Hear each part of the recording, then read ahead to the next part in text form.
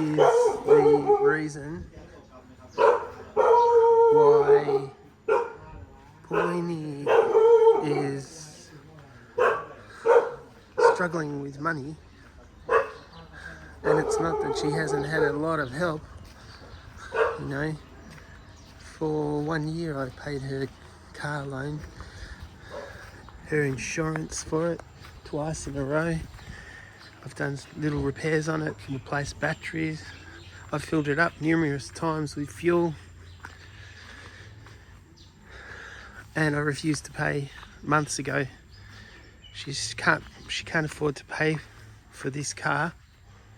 She puts it above her family, and it's all to do with trying to impress to the world she is successful. You know, it's very common in Thailand, and she says, no, car number one. Well, you've just put the car above your family's needs, and you've used people like me to help pay. And people like me have realised, you know, I gave up my car, I gave up my job to support her, to stop and live with her. You know, which is my choice, and I'm very happy with my choice, because it's not just about living with her, it's about my life choice. Like, I'm ready to make changes in my life and move forward and start living. I've worked for a long time, so, but what I'm trying to say is I don't like self-pity when it's it can be resolved. Self-pity and making out to other people how hard your life is, and especially when you write it on social media, you write things like, oh, nobody look after me, you know, you have to look after yourself. Well, that's not true, because someone like me has been looking after her for a long time. So it's degrading, and you know, it's ridiculous talk. The whole point is, you bought a way too expensive car, you went above your means. What's more important, you know? So don't do the self-pity thing when it can be resolved. If it was a health issue or something like that, oh, of course you'd understand, and tragedy. But you know, when things can be prevented, or there's another way, like for myself, I was struggling to pay my rego insurance on a car that I'm not driving. Shut it down. I was paying for her car at the time.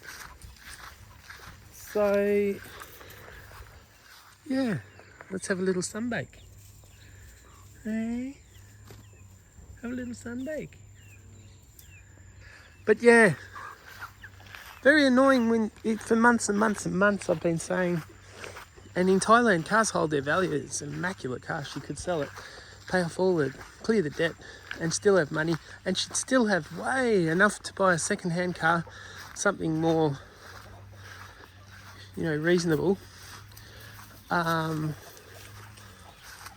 But anyway, I've tried, you know, it's not my life, it's her life, it's her choice. But the self-pity thing, I have no time for. And if a Thai girl ever says, oh, please, I just borrow, I give back, you're never going to see that money again. But you have to realise these things. You have to,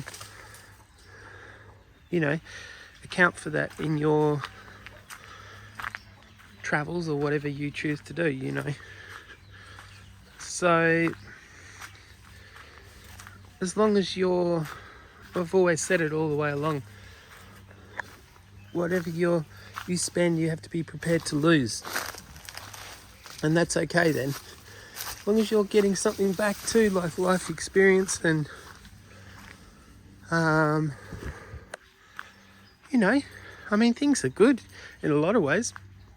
Everything here, I keep saying, important, could be perfect, because we could live a very good, simple life.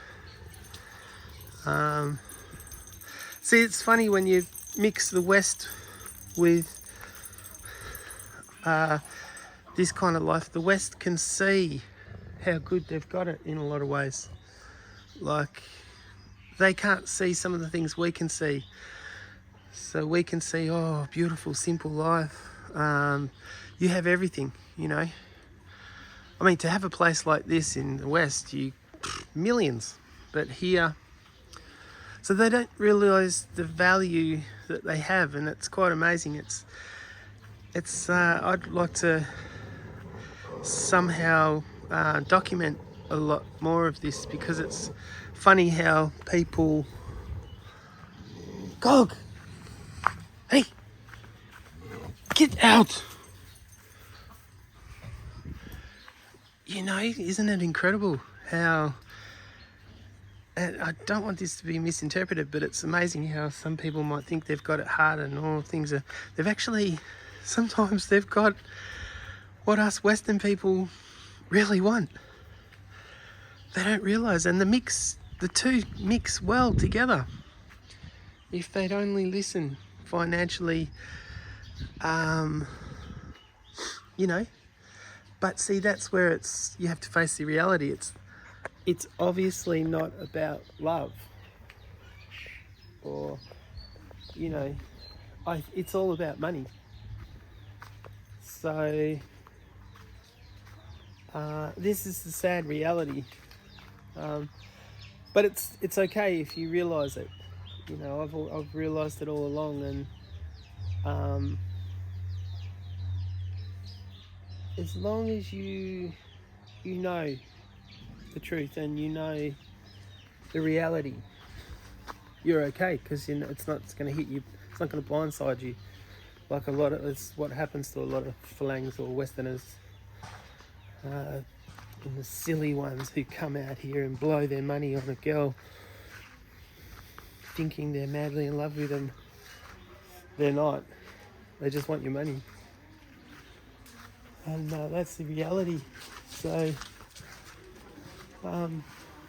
yeah, whether you're smart enough or... You know, you really have to wake up, guys. Just as long as you realise. There's my bike all packed up. And they took all my tools, so I got all my tools back. And I took the petrol container that I bought and put it under the thing as a sign of, you disrespected what I did. If you see on previous videos, I didn't buy fuel just so everyone can fill up their motorbikes. I bought it because the petrol stations don't have it. You know, things like that. It's very annoying. But it's okay. You know, you deal with it in whatever way you can. That's just life, isn't it? So, anyway, we will talk again soon. I just think people might find these sort of things interesting because it's the way it is, you know, over here. And the realities of life here. And as long as you, as I said before, don't fall for it and don't lose your budget, your life, your everything you've worked for. Just, you know, you have to be responsible and careful and stick to your guns, stick to, you know, your budget or whatever you're prepared to do. Anyway, speak soon. Robbo signing off.